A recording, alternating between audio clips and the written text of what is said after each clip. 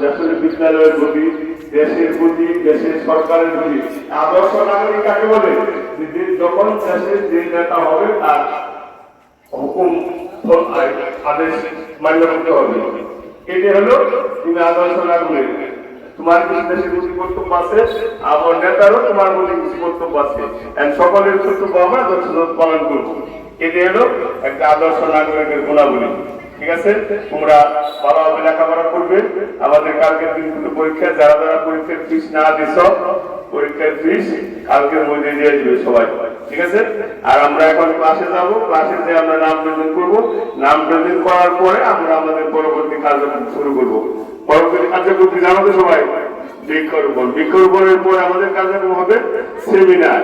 বৃক্ষরোপণের উপর অর্থাৎ পরিবেশের জলবায়ু পরিবর্তনের উপর আমাদের উপস্থিত বক্তৃতা হবে। উপস্থিত বক্তৃতা আমরা বলছি 6, 7, 8 এক গ্রুপ, 9, 10 এক গ্রুপ, এই দুই গ্রুপে প্রতিযোগিতা হবে। প্রতিযোগিতার পর আমরা পুরস্কার বিতরণ দেব, তারপর আমরা ছুটি দিয়ে দেবো। ঠিক আছে, সবাইকে ধন্যবাদ।